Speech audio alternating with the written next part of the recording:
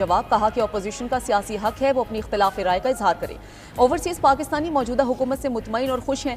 Senate इजलास में senator Anwarul हक काकड़ और कामरान मुर्तजा में तल्ख जुमलों का तबादला हुआ। डिप्टी चेयरमैन सेनेट दोनों अराकीन को चुप कराते रहे। वजीर कानून आजम नजीर तारड़ ने कहा कि कामरान मुर्तजा हमारे भाई हैं, बगैर शवाहिद इल्जामात मत लगाएं।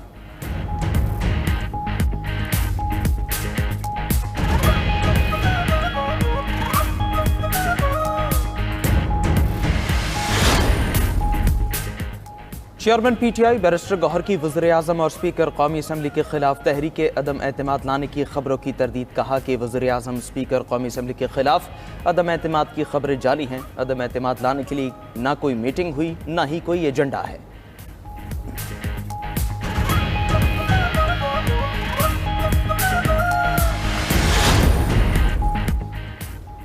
पाक भारत हॉटलाइन खुली है। तवक्को है सीज फायर बरकरार रहेगा। DGI-SPR लेफ्टिनेंट जनरल अहमद शरीफ चौधरी का अमरीकी अखबार को इंटरव्यू। तुर्क न्यूज़ एजेंसी को इंटरव्यू में तर्जमान पाक फौज ने कहा कि भारत ने उकसाया या हमला किया तो हमारा रद्द-ए-अमल तेज़ और बेरहमाना होगा। भारत खुद को अमरीका या इसराइल ना समझे, ना ही पाकिस्तान को अफगानिस्तान या फ़लस्तीन समझे। पाकिस्तान भारतीय तसल्लुत के सामने नहीं झुकेगा। कश्मीर या भारत में जो कुछ हो रहा है इसकी वजह भारत का रियासती जबर है। इससे पहले अरब न्यूज़ को इंटरव्यू में DGI-SPR ने कहा कि भारत पाकिस्तान का पानी रोकने की हिम्मत नहीं कर सकता। भारत ने पानी रोका तो हमारा जवाब दुनिया देखेगी। इसके नताइज दहाइयों तक महसूस किए जाएंगे।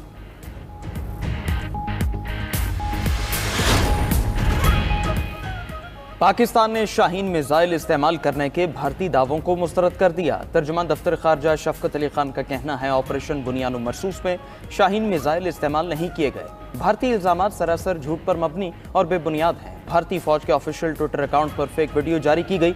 उसमें दावा किया गया कि पाकिस्तान ने शाहीन मिसाइल इस्तेमाल किया। जब भारतीय फौज को गलती का पता चला तो उस वीडियो को फौरन डिलीट कर दिया। बाज़ भारतीय मीडिया इदारे भी झूठ फैलाने में मसरूफ हैं।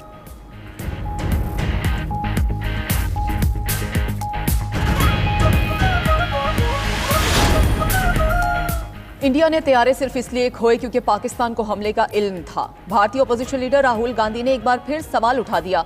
भारतीय वजीर खारजा जयशंकर का बयान भी दोबारा पोस्ट कर दिया गया। जयशंकर ने कहा था कि पाकिस्तान को हमलों की पेशगी इतला दी थी, जिस पर राहुल गांधी ने मोदी हुकूमत पर कड़ी तनकीद करते हुए कहा कि हमलों से पहले पाकिस्तान को मतला करना संगीन जुर्म है। वजीर खारजा बताएं कि इसकी इजाज़त उनको किसने दी थी। ये भी बताएं कि उनके इस ऐलान के बायस भारतीय फजाइया के कितने तैयारे ज़ाया हुए। कौम को सच जानने का हक है।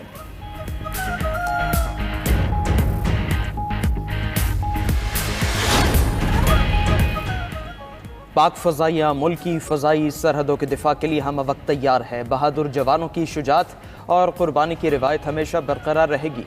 Air chief marshal Zaheer Ahmed Babar Sidhu का शहीद स्क्वाड्रन लीडर उस्मान यूसुफ को ज़बरदस्त खिराज अकीदत। कहा शहीद ने एयरबेस का दिफा करते हुए जान का नजराना पेश किया। शहदा की कुर्बानियाँ हमेशा याद रहेंगी। एयर चीफ ने शहीद के घर जाकर अहले खाना से ताज़ियत और फातिहा ख्वानी की। Air chief marshal Zaheer Ahmed Babar Sidhu ने CMH रावलपिंडी का भी दौरा किया। जख्मियों की हालत पर तफसीली मेडिकल ब्रीफिंग दी गई। एयर चीफ ने बहादुर जवानों के हौसले को सराहा। ऑपरेशन बुनियान मरसूस की अहमियत को कम करने के लिए भारत का बड़ा मंसूबा बेनकाब। ज़राए के मुताबिक भारतीय खुफिया एजेंसीज ने फितनाल खवारिज के साबिक तर्जुमान की खिदमात हासिल कर ली। अखबार संडे गार्डियन में एहसानुल्लाह एहसान ने बेबुनियाद इल्जामात आयद करते हुए लिखा कि पाकिस्तान मकबूजा कश्मीर में मजीद 2 दहशतगर्द हमलों की मनसूबाबंदी कर रहा है। सिक्योरिटी ज़राए के मुताबिक ऐसी खबरें चलाने का मकसद ऑपरेशन बुनियान मरसूस की अहमियत को ख़त्म करने की नाकाम कोशिश है। भारत एक बार फिर मकबूजा कश्मीर में मजीद फॉल्स फ्लैग ऑपरेशन की तैयारी कर रहा है।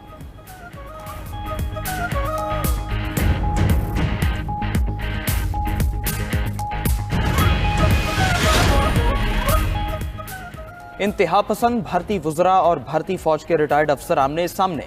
ज़राए के मुताबिक जिल्लत आमेज नाकामी पर इंतहा पसंद भारतीय वज़रा की भारतीय फौज के खिलाफ हर्जा सराई।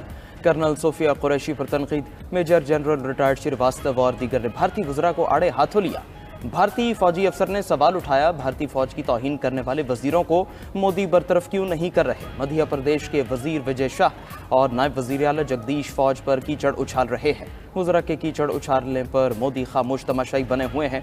मोदी के कदमों में फौज को झुकाने का बयान शर्मनाक और नाकाबिल कबूल है। फौज में कर्नल सोफिया कुरैशी जैसे अफसर कौम का फख्र है। मोदी हुकूमत उन पर भी हमलावर हो रही है।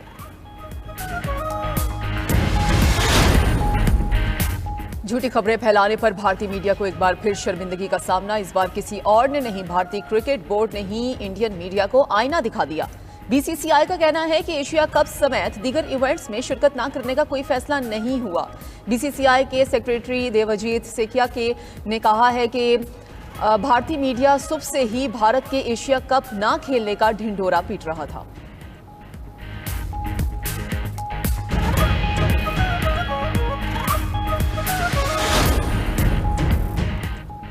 भारत की पाकिस्तान का पानी बंद करने की धमकी, चीन का भारत को मुंह तोड़ जवाब। चीनी मीडिया के मुताबिक चीन ने पाकिस्तान में मोहम्मद डैम पर काम की रफ्तार बढ़ा दी। पाकिस्तान के फ्लैगशिप डैम पर कंक्रीट भरने का काम शुरू हो चुका है। चीनी हुकाम मोहम्मद डैम को पाकिस्तान का फ्लैगशिप मंसूबा करार देते हैं।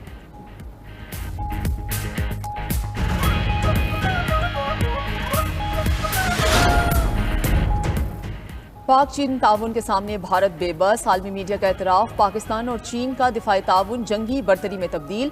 द इकोनॉमिस्ट के मुताबिक चीन के हथियारों ने पाकिस्तान के हाथों अपनी पहली बड़ी जंगी आजमाइश कामयाबी के साथ मुकम्मल कर ली। जदीद चीनी टेक्नोलॉजी से लेस पाकिस्तानी अफवाज ने हिकमत अमली से भारत की अस्करी मनसूबाबंदी को बुरी तरह नाकाम बनाया। अरबों डॉलर्स के भारतीय राफेल तैयारे चीनी हथियारों के मुकाबले में अमली मैदान में बेअसर साबित हुए। चीन से हासिल करदा एयर डिफेंस सिस्टम्स, ड्रोन्स और हाइपरसोनिक मिसाइल्स ने पाकिस्तान को खिते में तकनीकी बर्तरी दिलाई।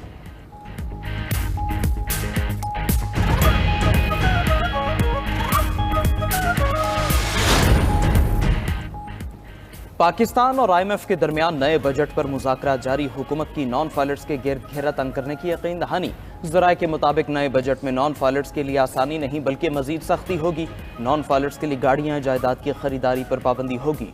नॉन फाइलर्स माली लेन देन की ट्रांजैक्शन नहीं कर सकेंगे। टैक्स सिस्टम से नॉन फाइलर्स की कैटेगरी खत्म करने पर काम जारी। IMF को ब्रीफिंग में मजीद बताया गया कि ताजिर दोस्त स्कीम अपने अहदाफ पूरे नहीं कर सकी। गैर रजिस्टर्ड दुकानदारों पर विद होल्डिंग टैक्स बढ़ाने के मुस्बत नताइज मिले। ताजरों, होलसेलर्स कैटेगरी में फाइलर्स की तादाद में 51% इजाफा हुआ।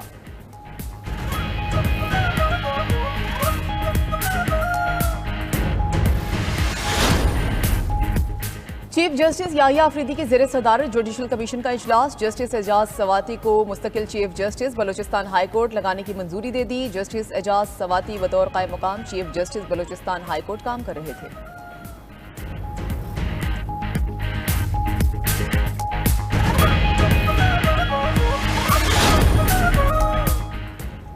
सुप्रीम कोर्ट में मखसूस नशिस्तों की नजरसानी दरखास्तों पर समाअत। जस्टिस अमीनुद्दीन खान ने वकील फैसल सिद्दीकी को मुखातिब करते हुए कहा, आप एतराज़ पर इतने लंबे दलाइल दे रहे हैं, आप तजावीज़ ना दें, अपने दलाइल दें। जस्टिस जमाल मंदोखेल ने रिमार्क्स दिए, डोंट अंडरमाइन योरसेल्फ, हमारे लिए आप बहुत ज़रूरी हैं।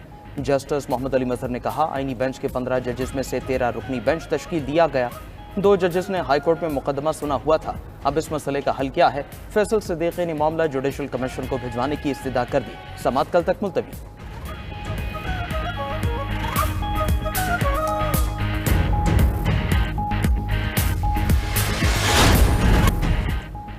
पंजाब में खिते की बड़ी और जदीद तरीन क्लाइमेट ऑब्जर्वेटरी बनाने की मंजूरी। वज़ीर आला पंजाब मरियम नवाज का जदीद साइंसी मरकज कायम करने का भी फैसला। मंसूबे के लिए बजट, आलात और ज़मीन की फराहमी का फिजिबिलिटी प्लान तैयार कर लिया गया। सीनियर वजीर मरियम औरंगजेब की ज़ेर सदारत इजलास में बताया गया कि इंटर्नशिप प्रोग्राम के जरिए हर शोबे के लिए माहौलियाती माहिरीन तैयार किए जाएंगे।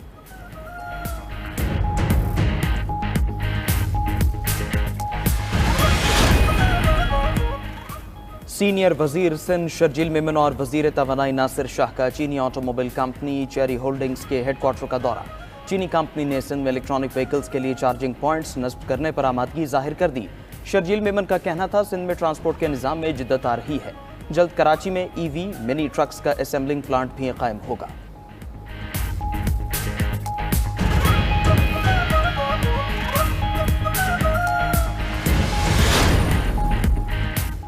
दहशतगर्द इसराइल ने गजा में फ़ज़ाई हमलों के साथ ज़मीनी ऑपरेशन भी शुरू कर दिया। ताज़ा हमलों में मजीद 151 फ़लस्तीनी शहीद। नसीरात पनाह गुज़ीन कैंप, दीरुल बला, खान यूनस, अलमवासी कैंप और दीगर इलाकों पर बमबारी की गई। खान यूनस में बमबारी से हमास के शहीद सरबराह याहिया सिनवार के भाई जकरिया सिनवार बेटे समेत जाम शहादत नोश कर गए। जमीनी कार्रवाई करने वाली इसराइली फोर्सेस ने इंडोनेशिया अस्पताल का भी मुहासरा कर लिया। डॉक्टर समेत 55 अफराद महसूर हो गए।